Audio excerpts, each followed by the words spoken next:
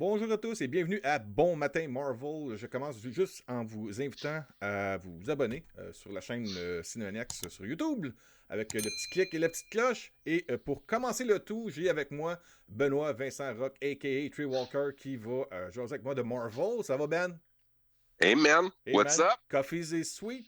Coffee's is good. Covey is just on point. On Ça va point. parfait. C'est merveilleusement beau dehors. Je suis bien, je suis heureux. Go for it. Ah, parfait. Donc, là, on va parler, en commençant vite vite, l'annonce de MODOK, qui est l'acronyme pour Mental Organism Designed Only for Killing, qui Yes! va finalement être disponible sur Hulu aux États-Unis et sur Star pour les membres de Disney Plus à l'extérieur des États-Unis. Et puis, ben ça, je voulais avoir ton avis par rapport à la bande-annonce. Tu as pu la regarder juste avant l'enregistrement. Donne-moi ton feedback là-dessus, s'il te plaît. Ben oui, ben écoute, finalement, je l'avais déjà vu une fois au tout début quand les nouvelles avaient commencé à tomber là-dessus. Ouais. Et je l'ai réécouté il y a quelques instants. Écoute, c'est pas compliqué. J'ai l'impression qu'ils ont pris les plus grands cerveaux de les Simpsons avec nos amis Stewie.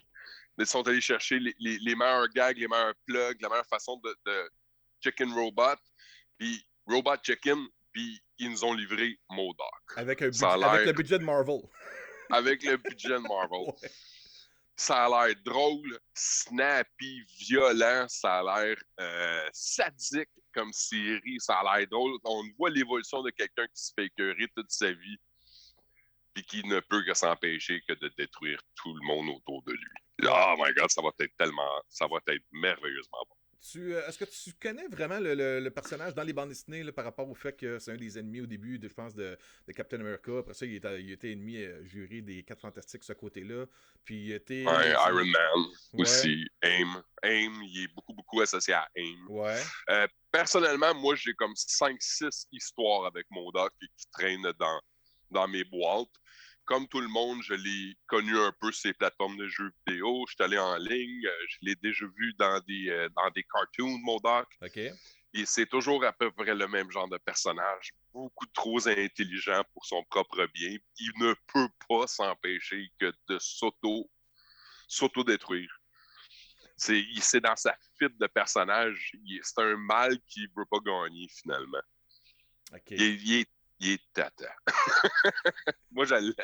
En tout cas, Moi, c'est un bon personnage. j'ai Et on très... dirait Ouais. qu'ils ont vraiment donné une personnalité, en plus. On dirait vraiment qu'ils lui ont donné une personnalité. Parce que dans le trailer, on le voit jeune garçon. Fait que j'aimerais ça qu'on grandisse avec, puis qu'on voit tout le déclic d'un fou. Mais j'ai l'impression que lorsqu'on va le voir en garçon, ça va des flashbacks. Genre, il va se passer de quoi qui va le traumatiser, puis là, il va se rappeler de quand il était jeune, qu'est-ce qui a amené ce traumatisme crânien. Ah, ça serait-tu hot, hein? J'ai Ça vraiment... serait-tu hot? Puis dans le fond, c'est parce qu'il est en thérapie, lui, avec, Colin. Parce qu'en 2021, il faut qu'on fasse la thérapie. Fait que là, tu vois MODOK qui est en thérapie, qui parle avec un thérapeute, qui parle de son enfance, puis le reste associé à des aventures C'est complètement explosives. c'est Oh quoi? mon Ça Dieu. va faire un brin de rafraîchissement à travers l'univers de Marvel, parce que là, tout est connecté à travers l'univers du Cinematic Universe. Mais Ouais. là c'est comme un petit spin-off. On va avoir un petit peu plus de liberté avec ça. Je pense qu'il va y avoir des... Un peu à la Deadpool, il va y avoir des... je pense qu'il va y avoir des jokes par rapport à l'univers cinématographique de Marvel. Tu sais, comme dans Yeah. l'annonce, on voit Iron Man à un moment donné, je pense qu'il va y avoir des petites passes comme ça. Mais en tant que tel, ça va être sa propre bulle de série là, qui ne sera pas vraiment directement connectée à l'univers cinématographique de Marvel. En même temps, Ça a l'air pétillant. ouais, d'après toi, là, ça pourrait-tu être un genre de survey, un genre de sondage du MCU pour voir si les gens seraient intéressés à voir ce personnage-là à l'écran, au cinéma, dans l'univers? Penses-tu? Parce que ça reste un peu weird d'avoir ça. Essaye d'imaginer ça en vrai, MODOK. Ouais. Ça pourrait tourner vite au ridicule. D'après toi, tu penses qu'ils vont se fider par rapport à la réaction des Ben, gens? c'est une bonne façon de faire. C'est une bonne façon de faire avant d'avoir à présenter des personnages qui sont un peu plus obscurs, d'avoir des shorts ou Oups, ça... d'avoir des Oui. séries. Parce que, tu sais, ils ont la fameuse origine de MODOK, Continue, la continue. fameuse origine de MODOK, Ouais. c'est bien qu'ils me la racontent sur c'est pas un cartoon, là, mais c'est sur un autre type d'émission qui fait que quand tu me le présentes dans un film, on peut aller un peu plus droit au but sans avoir à expliquer toute la sous-parenthèse loufoque. Tu comprends? Parce que des fois, il y a des méchants, il y a des vilains, là, ça n'a juste pas de sens. Là. On sait bien là, que c'est pas réaliste. Mais le fait d'avoir mis cette série-là, nous avoir amené là, nous avoir expliqué le côté loufoque puis le côté pas possible, ça lui donne la crédibilité. Puis en plus de ça, quand tu viens de nous le présenter là, il y a tout de suite l'air menaçant. Là. Fait que, à partir du 21 mai, tu vas regarder ça, j'imagine, toi aussi? On va passer par quand même. Yeah.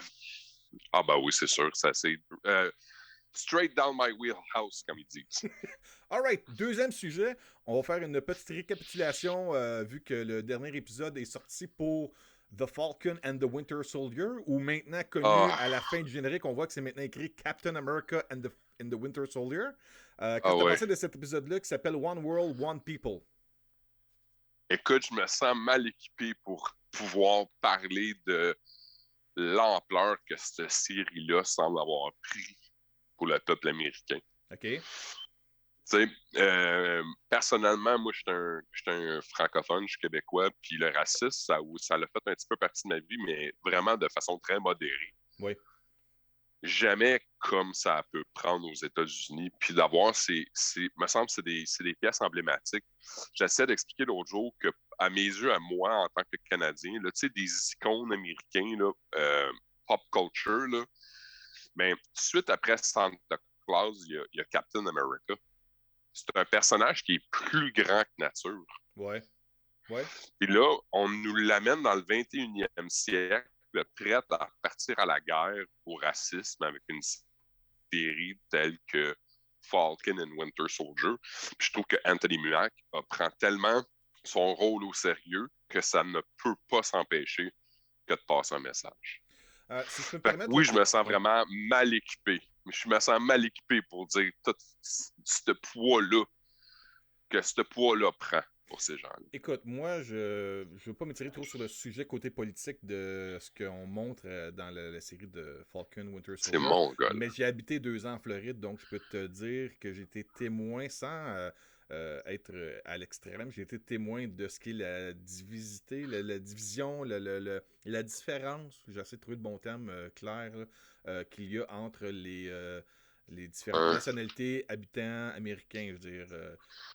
C'est le côté un petit peu qui m'a déçu de la série, puis je sais pas si tu vas être d'accord avec moi, là, où est-ce qu'on a les Flag Smashers qui ont une vision globale, mondiale, de révolutionner, d'amener tout le monde en voulant dire One World, One People, mais en même temps, j'ai pas l'impression ils l'ont pas bien démontré dans la série, ce côté-là d'unification globale des gens qui voulaient dire, écoute, on est tous une race humaine travailler ensemble. On l'a pas vraiment vu là-dedans. C'est parce que je pense que c'est impossible. C'est pas quelque chose que tu peux témoigner, puis tu peux démontrer, mais tu peux planter un premier flambeau. Ce flambeau-là, mais c'est Captain America. Puis le rôle qu'il va avoir à prendre dans les prochaines années pour accompagner la vague de changement qui rentre dans les States actuellement. Mais non, les Flag Smashers, peu importe le nombre de gens qui sont là et qui preach the good word, de juste être comme un et bien avec les autres, ils sont jamais assez pesants pour être capables de réellement changer les choses. Puis on le voit encore avec Floyd. En ce cas, je ne vais pas embarquer là-dedans. Pour le reste de ta série, celle qui a fait jaser les gens avec les scènes d'action, avec GSP, avec les explosions, avec les costumes, les freaking cast spot on. Ça pouvait pas être meilleur que ça. Tout l'ensemble de la fin de ce book-là, je trouve qu'ils nous ont bien résolu. Toutes les petites énigmes, ils en ont planté d'autres. Puis j'ai comme pas encore, je suis pas sûr encore de c'est qui le Power Broker. Mais ça a l'air d'être important. Puis ça serait vraiment hot si c'était Wolverine. Écoute, mais ça, c'est moi. Tu m'amènes, ouais, Power Broker Wolverine. Tu m'amènes sur le sujet là, d'un peu de qu'est-ce qui serait peut-être quoi, là, un peu le côté, nos prédictions un peu de ce qu'on voit par ce qu'on a vu dans les 6 épisodes. Mon point de vue à Mhm. moi, là, moi je dis tout le temps, anyway, l'épisode est diffusé le mercredi suivant la sortie. Donc, si tu n'as pas vu l'épisode qui a été présenté vendredi passé, trop tard, on va spoiler un petit peu. Là. À la fin, on voit Sharon Carter qui sort et qui réobtient sa citoyenneté On pardon. américaine, son Ah pardon, ouais. et qui, tout Ah d'un ouais. coup, elle a un plan. Elle parle au téléphone avec le Power Broker, supposément de quoi. Et Ben, mon avis à moi, c'est que ce n'est pas Sharon Carter. D'après moi, c'est le début de Secret Invasion qui commence yeah. là. Je sais pas Tout à si fait. tu as le même point que moi, Ah ouais. même avis, là. Brrr. Oh oui, tout à fait. C'est un scroll. C'est un scroll qui a pris la place de Sharon Carter. Puis là, on va avoir le droit à la grosse division entre les bons scrolls et les pas bons scrolls. Hein, bien entendu. Ouais, ben, il y a une autre chose aussi, là. Faites à remarquer, t'as écouté les 6 épisodes, Benoît? Yeah. T'as écouté les 6 épisodes? Oui. T'as remarqué qu'on a mentionné à plus d'une reprise, je pense que c'est 3 fois dans la série, la rumeur de Captain America sur la Lune.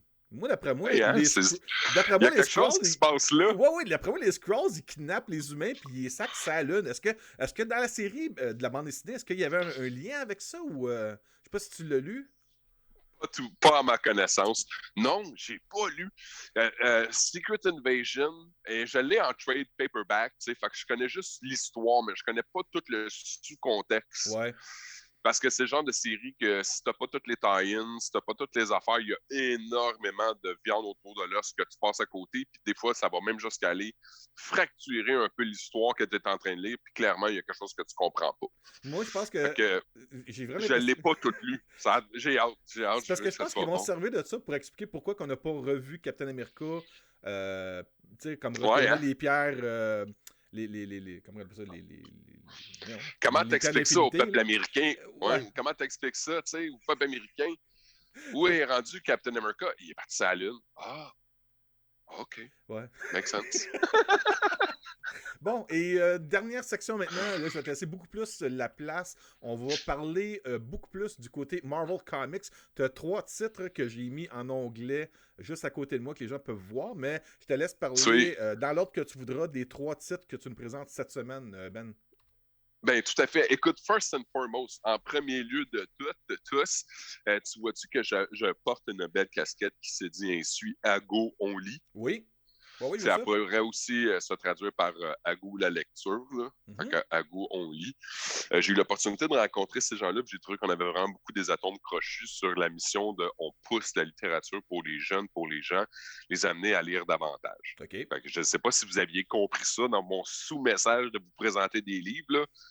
C'est juste que je vois tout simplement l'importance, le rôle que ça joue dans mes propres enfants, mon fils et ma fille, qui sont aussi des avides lecteurs à tous les jours de leur vie. Puis je vois à quel point ça fait du bien. Okay. Fait que, à go, on lit, ben, on go depuis un bout de nous autres. Alors, je voulais passer l'info. agoonlit.com.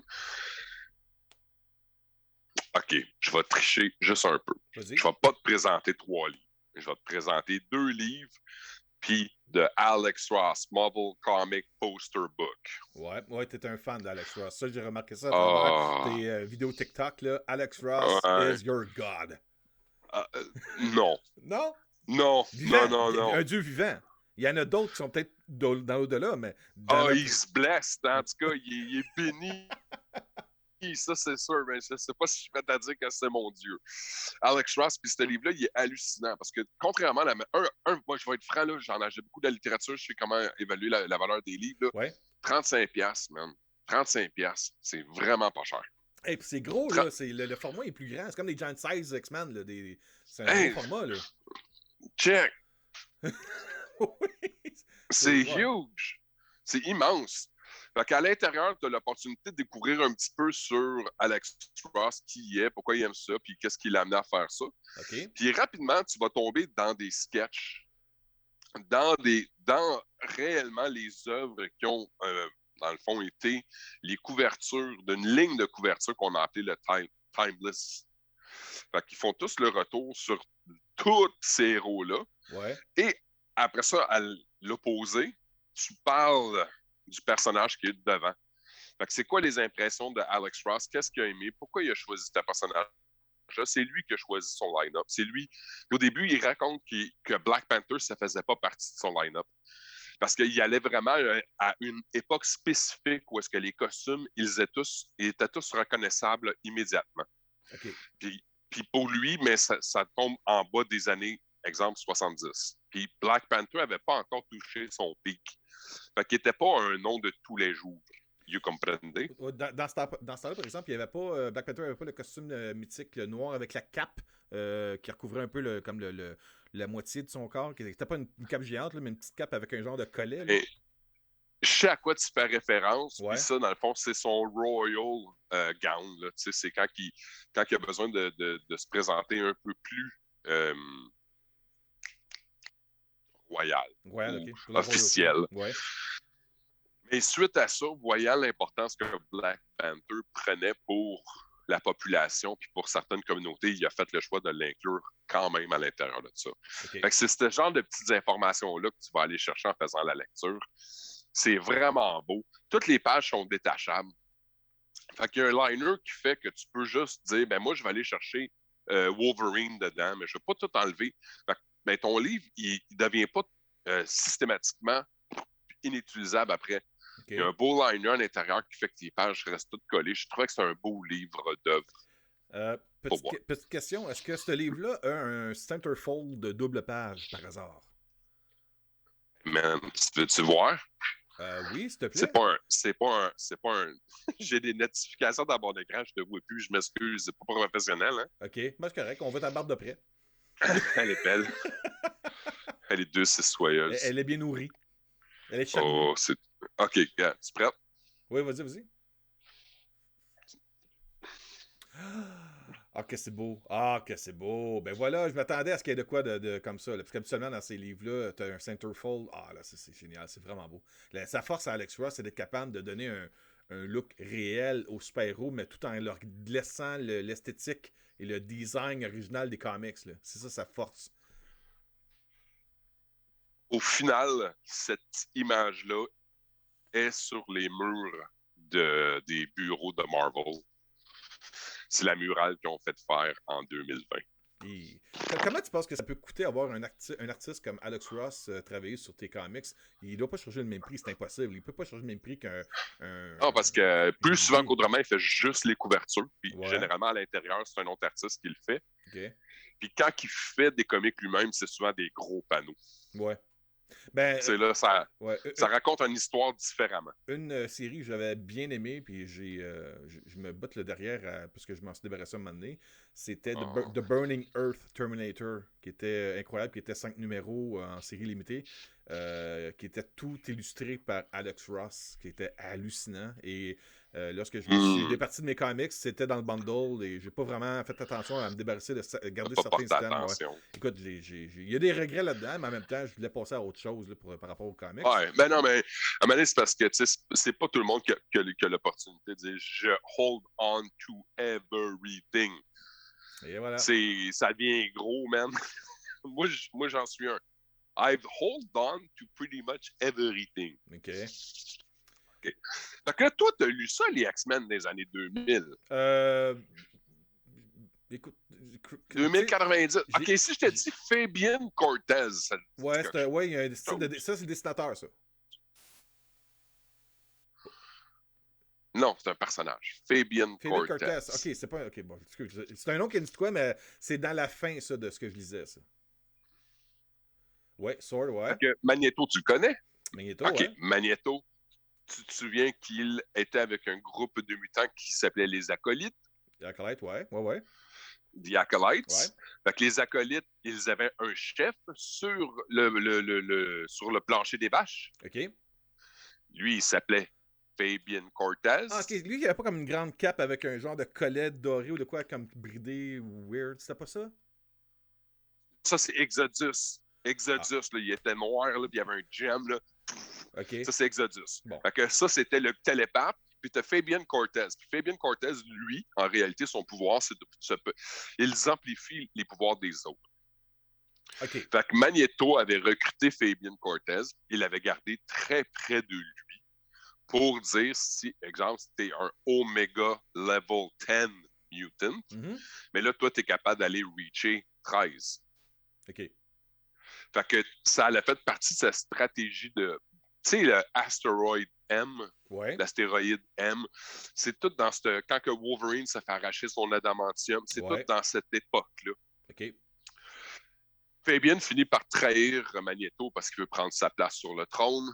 Ça fait un énorme storyline de rédemption avec Sword X. Okay. Parce que Salopard a enfin ce qu'il mérite. C'est un des premiers tête-à-tête entre Magneto et Fabian Cortez. Et c'est ce que j'aime du titre Sword X. Sword X, c'est comme un petit peu une histoire qui permet d'aller chercher, comment qu'ils disent ça? Character Development. Ouais. C'est un titre qui sert à ça. OK. À chaque 2-3 numéros, ils partent vers d'autres choses, puis ils pognent d'autres personnages. Ils s'en vont donner de la viande autour de l'os. Ils s'en vont vraiment te permettre de mieux comprendre pourquoi Fabian Cortez il était comme ça, puis pourquoi tous les autres mutants sont... Même les mutants qui étaient gentils, qui affrontaient Magneto, ils trouvent que c'est un pourri. Pourquoi il y a toute cette animosité-là envers ce personnage-là? Puis on y touche, on y goûte. Bien entendu, il nous laisse sur un cliffhanger à continuer. C'est vraiment bon. J'ai vraiment aimé ça. Comment Fabian Cortez peut combattre un personnage comme Magneto alors que lui, sa mutation est d'amplifier les autres? Je veux dire, il n'y a pas vraiment de force ou de pouvoir tant que tel pour attaquer lui-même? Est-ce que c'est un stratégiste? C'est un stratégiste, c'est un César. Tu comprends? Ouais. Et il va aller mettre le couteau dans le dos quand c'est le moment le plus opportun. Parce que lui-même, il sait là, que hand-to-hand, il ne peut pas vaincre. Fait qu'il faut tout le temps qu'il soit toureux. Fait que ça fait tout le temps des histoires originales de comment est-ce qu'on est capable de l'amener à être encore plus traite, plus vache. Ouais, on l'haït. Ouais, c'est un éclairant. OK. Puis, fait que ça, c'est quoi? C'est un numéro? C'est une série limitée? C'est quoi? Ou ça fait partie d'une série? C'est un ongoing. C'est un ongoing. Puis, Sword, on le découvre présentement là, dans la MCU. Il commence à nous présenter tout du contenu Sword. Mais Sword, c'est lié, c'est tricoté très, très étroitement avec les X-Men. OK. Ça, c'est ce que les gens ne comprennent pas. Et les autres, ils se l'ont fait présenter comme étant tricoté auprès de S.H.I.E.L.D. Ouais, le S.H.I.E.L.D. de l'espace, là. Mais ça, c'est S.H.I.E.L.D. qui nous a introduit ça. Mais je suis sûr que par la suite, on va aller chercher la grosse boucle. Madripoor, on en revient à Falcon, là, Madripoor, là, ça va prendre des... C'est pour ça que je te dis, je suis sûr, si tu étais Wolverine et que tu traînais à Madripoor, ne serais-tu pas celui qui est on top? Ben, c'est parce que Madripoor, pour moi, c'est très ambigu. Là. Je connais pas vraiment ce qui s'est passé là, ce que ça représente. Je sais qu'est-ce que c'est maintenant parce que tu me l'as expliqué, mais je pourrais pas vraiment tu sais, comme, je connais plus Genosha. C'est la place des pourris. Ouais. C'est la place des pourris. Non, mais c'est la place des pirates. J'ai pas l'idée de est-ce qu'il y a des gangs, qui composent les gangs, comment les gens vivent, l'économie, cette société-là, je la connais pas vraiment. High town, low town. Ouais. Cette distinction-là entre les pauvres et les riches. Ouais. Ben, si tu étais Wolverine, ne serais-tu pas on top du low town? Moi, je te dis, moi, je pense que c'est une identité qui s'est donnée pour pouvoir se protéger. C'est le Patch des temps modernes. Ouais, Patch, c'est son nom quand il n'est pas Wolverine. Là. Ouais, exactement, quand il traîne là-bas. On va-tu trouver Grey Hulk? Il est où, Hulk? Il me semble que Hulk, ça fait un bout qu'on l'a pas vu. Ouais, on va le voir dans la série She-Hulk. Ça, c'est confirmé. Pourquoi est-ce qu'on va le voir dans She-Hulk? Pour amener She-Hulk. D'après moi, non, moi, je pense qu'elle est déjà là. Moi, je pense qu'elle va être déjà établie. Et je pense qu'elle va être obligée de défendre l'intégrité de Bruce parce qu'il a causé, une fois de plus, de la destruction, mais dans un combat de Hulk vs Wolverine. Puis là, c'est la planète. Tu comprends? Moi, je te dis, là, je vois des liens, là. Là, t'es dans un hype train, là, mon homme, là. Tu vois des liens. Fait que, tu sais, c'est ça qui arrive quand tu connais les histoires, puis là, tu peux embarquer. Alright, voici une histoire que je ne connaissais pas. Way of X. Way of X, OK. Way of X. Oh mon Dieu, comment je vais t'expliquer ça? C'est un livre spirituel. C'est lourd de sens. Fait que l'écrivain qui nous a pondu ça, là, je ne veux juste pas massacrer son nom. Oh mon Dieu. Sai Superior. Sai Superior. Il y a un nom. Je crois son nom. OK. C'est clair que ça fait longtemps que cette histoire-là doit pondre au fond de son cœur. C'est lourd de sens. C'est au centre, tu as Nightcrawler. Nightcrawler qui est, je pense, un chouchou de plusieurs d'entre nous. On dit toujours qu'on va avoir plus de Nightcrawler. Là, tu l'as étendu sur tout son long. Nightcrawler qui est à l'opposé même d'un autre personnage populaire qu'on va appeler Magneto. De l'autre côté, il y en a un qui est un éternel optimiste, l'autre c'est un défaitiste, un réaliste sadique. Ben, si tu me permets de te donner mon point de vue sur Nightcrawler, moi, du temps que je lisais les comics à mon plus jeune âge, je te dirais que ce que j'adorais de Nightcrawler, c'est lorsque on avait dans les Uncanny X-Men des expéditions ou des excursions à l'extérieur de tout le temps des centres-villes où est-ce qu'on avait, mettons, une scène dans un bar avec Wolverine, Nightcrawler et Colossus ensemble et ils partaient sur une aventure, une dérape, quelque chose. Là. Puis Nightcrawler était comme le petit frère que les deux autres défendaient. Puis en même temps, Nightcrawler s'en sortait très bien. Mais ça, c'était ce que j'aimais. Parce qu'il n'y a pas besoin d'être défendu. C'est ça. C'était moi le bon temps de Nightcrawler. Puis après ça, il y a eu lorsqu'il a fait partie de Excalibur, où est-ce que là, son côté chevaleresque ressortait beaucoup plus. J'aimais beaucoup ces deux présentations de Nightcrawler, mais c'est ce que j'espère qui va arriver dans le MCU, qu'on aura une amitié ou un respect quelconque entre Wolverine, Colossus et Nightcrawler. Oui. Okay. Bon. Dans les X-Men, présentement, on n'est pas là les mutants sont immortels. Ah ouais? Sont immortels parce qu'ils sont capables de se rebirth. Ils sont capables de renaître dans leur cendre, tel le phénix. Tous les mutants?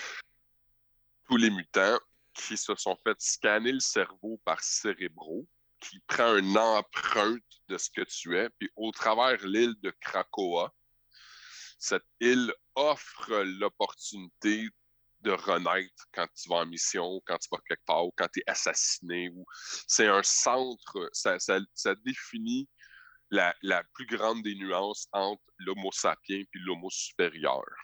Okay. Fait que là, au travers de ça, mais là, ça fait qu'il y a des mutants qui meurent à gauche puis à droite. Puis il y a des mutants qui meurent pour le fun. Il y a des mutants qui meurent puis perdent ce sentiment d'importance avec être vivant. OK. C'est intéressant, ça. Ça, c'est très, très nouveau pour moi. Fait que il y a un sentiment d'immoralité qui s'installe. Okay. Puis ça rentre en conflit avec Nightcrawler.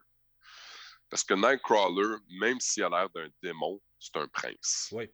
Même s'il a l'air d'un diable puis qu'il pue, ça change pas le fait que c'est probablement l'être le plus doux d'entre nous. Mm-hmm. Et ça va entraîner des différences de caractère entre un personnage comme Magneto, qui lui, a toujours l'impression d'être au combat de nazis dans sa vie, dans ses choix. Ouais. Puis un autre personnage comme Nightcrawler. Donc, au travers de ça, il y a des rebirths. Puis là, ce qui arrive des fois, c'est que il y a quelque chose qui se passe mal, puis quand tu rebirths croche. Oh. Puis quand tu es un mutant, mais tu peux être difforme, tu peux être né avec genre un troisième bras, comme... Fait que là, Nightcrawler dit, mais si tu renais comme ça, si tu es né comme ça, c'est parce que tu as quelque chose à vivre comme ça, tu peux pas... Puis là, mais il y a un sentiment de combat où est-ce que Magneto, ben, il va assassiner des gens pour leur permettre d'être rebirth. Parce que ça prend Parce que Magneto, dans sa tête, a pour son dire, tu veux que cet individu-là, là, quand il va mourir, il sente qu'il se défend, puis qu'il est à son plein potentiel, puis qu'il va tout donner pour tu sais, là, puis Magneto, dans sa perception, il dit, tu peux pas être plus grand que quand tu es sur le field of combat. Fait que tu vois-tu à quel point ça peut être des puis ben, tu meurs, puis tu renais, puis là, c'est qu'est-ce qui arrive quand tu renais? Et c'est compliqué à expliquer. Ouais, c'est un Une grosse histoire en arrière de ça, mais est-ce que ça fait partie intégrale de Way of X, ce que tu viens d'expliquer là par rapport à la ressuscitation, le côté ressuscité des mutants? Ouais.